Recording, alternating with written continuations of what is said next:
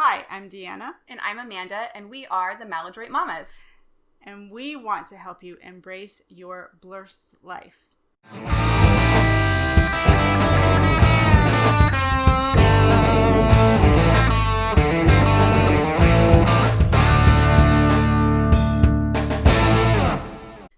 Deanna and I are both homeschooling mothers. However, we don't like the term homeschool. We think that it has negative connotations. Instead, we prefer the term home educate. And we like to play a little game that we would like you to join with us. We invented it. Every time you hear us accidentally say the word homeschool instead of home educate, you need to grab your favorite beverage, beer, wine, whiskey, water, tea, other morning drinks, whatever. Yeah. And take a drink. And try not to be down on the floor by the end of this episode. Yeah. Another term that we don't like is the hashtag blessed. We see that a lot with homeschoolers. And, oh, I said it.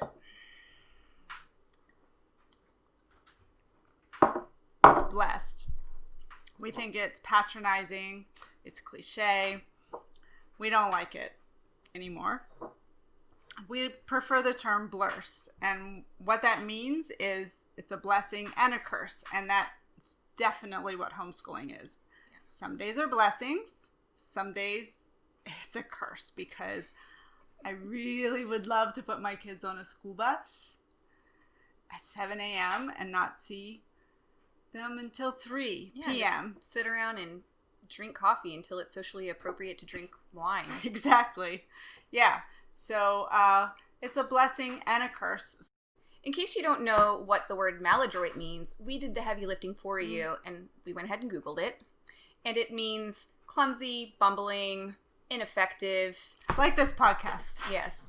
This is definitely a maladroit podcast. Yeah. Before we can help you embrace your blursed life, we thought it would be helpful for you to understand a little bit about us.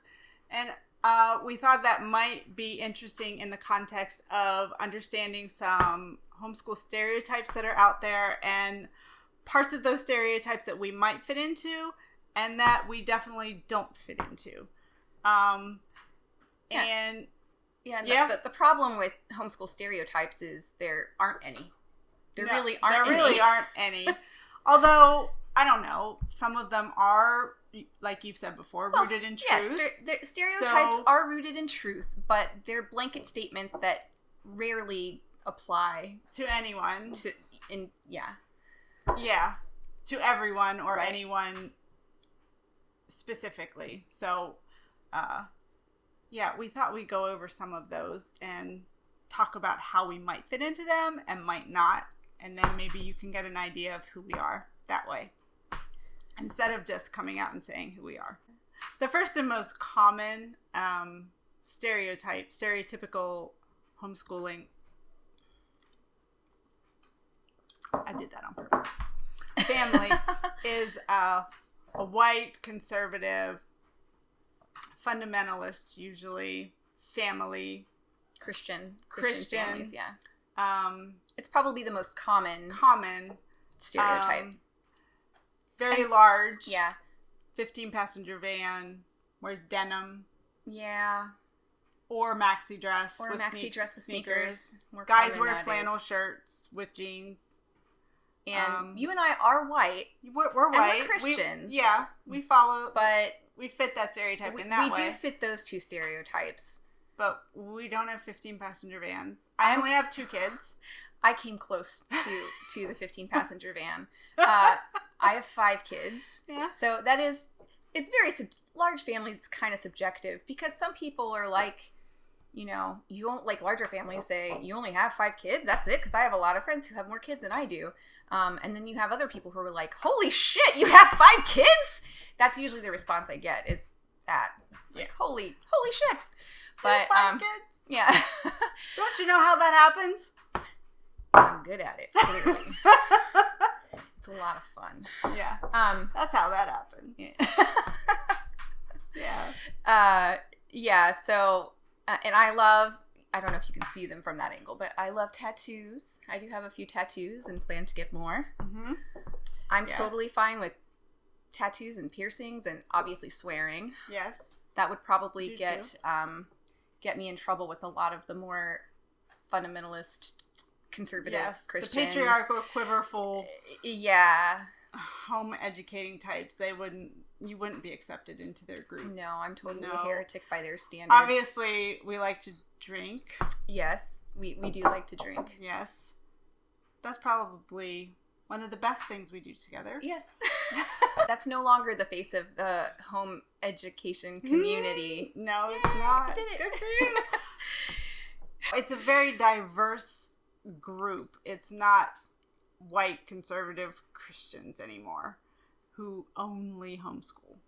Hippie unschoolers. We've heard a lot about hippie unschoolers. I know a few. Yeah, I do too. So for those who don't know, unschoolers allow child-led learning, and so they don't have set curriculums. They just follow whatever the child's interests are. Mm-hmm. And that's good sometimes. Like there's certainly things that I let my children, my oldest son, he is obsessed with space. He gifted your son. He's been projecting. Yes. He's been projecting his interests onto your son. Because my son is now in charge of a mission to the moon that they're all participating in. Yeah. Yes. They've been launching a lot of rocket simulators, and that's really cool. And my son, who is almost 14 in a couple weeks, he wants to know why he can't just do that for school all the time. Like, why can't I just do this for school? Why do I have to learn algebra? Why do I have to, learn Latin? Why do I have to do this? But I personally do not fall into that camp. I personally need more structure than that. And I think it's really important to learn other basic academic skills. But I respect and admire people who don't fall into that camp. And I do know families who, they literally live in the sticks. My husband hates that word, by the way. Literally. The word literally makes him figuratively insane. But yes, literally. I'm using it appropriately here. You are. They do things like, hunt their own animals, skin their own animals, make their own clothes, whittle their own, like, bongs and smoking pipes and things like that. And I'm not even kidding. Yeah. And they're, and they tend to be the crunchy kind of parents. Yeah. So they care a lot about, healthy food and no GMOs, no high fructose corn syrup. Mm-hmm. And all those things are good too, but I like Twinkies. Yeah. Yeah. I mean, not every Lunchables. day. I like Lunchables. I do. Yeah, I like Lunchables they're convenient, too. Yeah. And I think there's a healthy balance of moderation, between unschooling and academic schooling. Yeah. And I don't see a problem in child-led learning. I don't either. As long as they don't do it all the time. For me. But some people, right, that's just like my own personal, that's just why I don't fall into that stereotype. Right. But if you can hold it together and your child is progressing and learning and is able to function in society, I don't really see a problem with unschooling. Yeah, and there are schools who, or there are children who, in a public school setting, they would be labeled as failures because they can't do well academically. But they have a lot of other good skills that are necessary. Life skills. Right. Yeah. They're good at many other things, like mechanics or just people who tend to think outside of the box. Like they just don't, like our friend Beth and her husband Nathan. Mm-hmm. And when he was growing up, he would have been labeled unsuccessful by academic standards, but he's started and run a lot of businesses. He's a very successful business person. Very successful. Because he doesn't think like other people. His brain works very differently. Right. It's just not the stereotype that fits me, and it's not what I do with my kids. And maybe my kids will be in therapy someday. Oh, mine definitely will be. I didn't like unschool them. Guess neither of us really fit that stereotype. My kids make me need therapy too. That's why I drink. Yeah.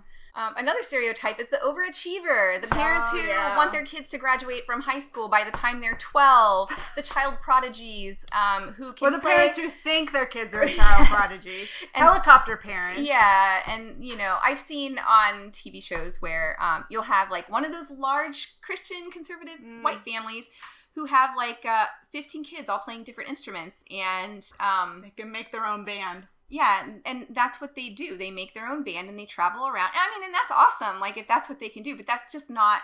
That's not the norm. Yeah. That's not the norm. The norm is the norm for your average home educated kid is much like a public school kid. It's just a normal family. It's just a normal kid. Yeah. I mean, they're not super gifted. They're not super smart. They're not super talented. They don't have some I hope our kids don't listen to this and they're like, thanks, Mom. I know. Thanks for telling me that I'm not that smart or not that talented. Well, now he's really going to need therapy. Anyway.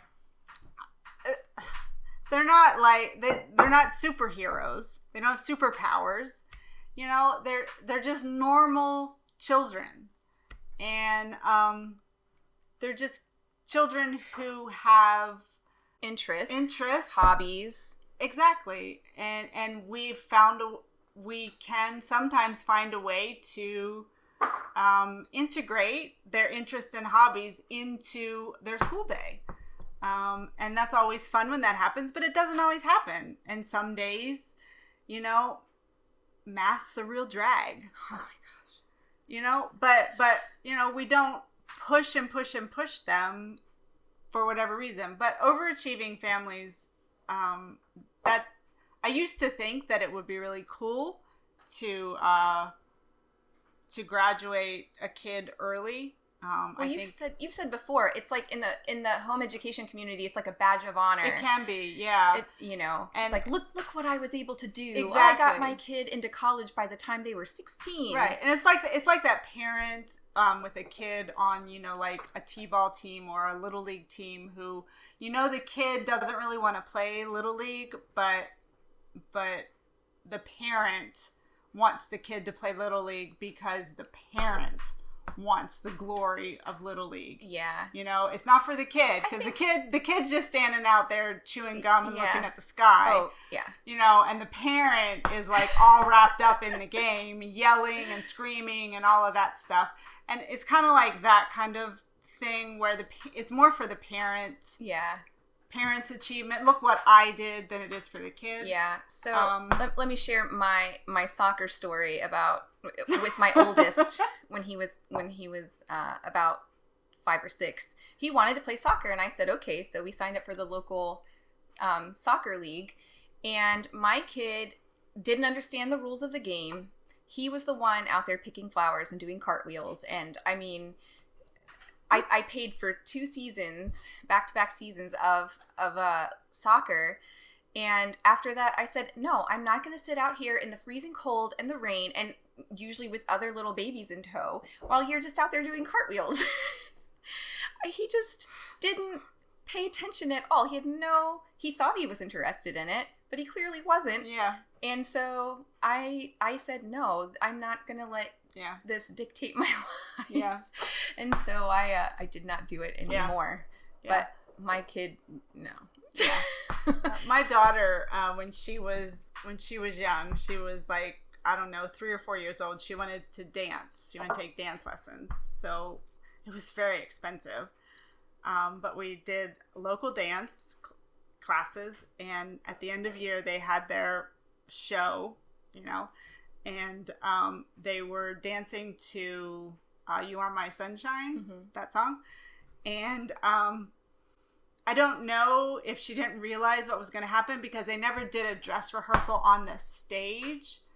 But when they all came out on stage, they had this big light thing behind them that was on stage all the time. It was like this big, I don't know, lit up sign kind of a thing. And she was so enamored by it that for the whole number, she just stood with her back to the audience and looked at that thing. And it's all on videotape, because they give they videotape all of it, and they gave us a copy, and I was like, oh my Lord. I spent and hundreds of dollars for the on whole this. show. She just stood there and looked at it like this. And I was like, never again. I'm not going to do it again. And my son, when we asked him if he wanted to play soccer, he was like 4 years old. He's like, I'm not cut out for team sport. So we've never done it. In summary, neither of our families are made up of, except for my husband. He's like the only one that would qualify as an overachiever, but the rest of us not so much. Yeah, and there are. I think that overachievers, if you have a child who has that in them to be an overachiever, then of course you, as a parent, you need to do what you can to help them achieve what they want to achieve. But you need to be very, very careful that they don't overfill their life and overstress, their margin. And you need to be careful that they don't do too much. Unless your kid's like an Olympian. Exactly. I mean, and those are special circumstances. But for the normal homeschool kid. I'm running out of beer and you keep saying it. Oh, did I say it? There's more in the fridge. But for the normal kid, I think that overachieving a lot of times is more the parent just wanting to wear that badge of honor. Yeah. And more and more I don't really see that in the community as much as you used to see it even. There are still some, but I really think it's few and far between. And I think it's because home education has had a couple of generations to kind of grow up itself. Right. And I think people do recognize that it can be more harmful to graduate a child early. Mm-hmm. Because if you graduate a child at 14 and put them into a college setting, they might be academically ready, but they're not emotionally or socially ready. Right, I agree. To be in a college setting. I just talked to a friend of mine last week about this very thing. Mm-hmm. We were talking about, she home educates in Eastern Maryland. Mm-hmm. And her oldest he'll be 16 this month. And she always had this goal of graduating him by the time he was 16 because that badge of honor, she wanted him to,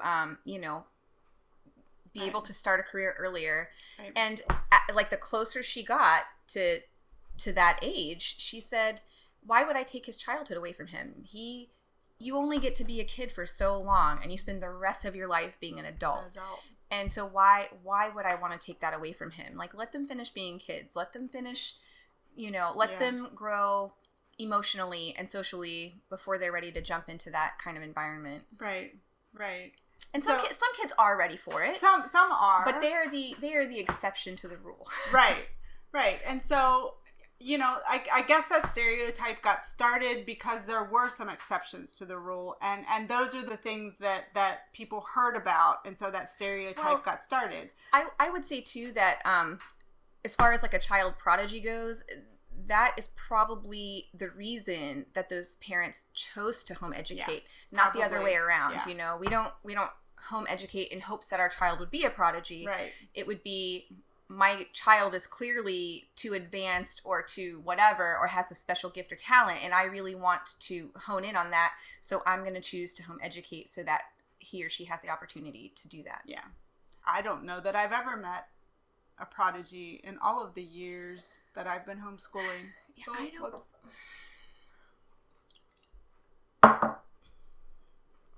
You have to take small sips. Yeah. I have 5 kids. They drive me to drink. No, I'm just sort of kidding. I mean, I've definitely met smart kids, super, super smart kids. I can't think of any that I know personally. I know people in the other 2 categories, the white conservative Christians. Definitely. And I know some hippie home educators, unschoolers. But I don't personally know any who would fall into that last category. If there are any stereotypes that we didn't cover that you would like us to talk about, or you have a question about, please feel free to mention them in the comments below, and we would love to talk about them in a future episode, or answer it in the comments below. And we hope you enjoyed this conversation. We do. And and if you did, like, comment, share, and subscribe. And remember to embrace your blursed life. Thanks for watching.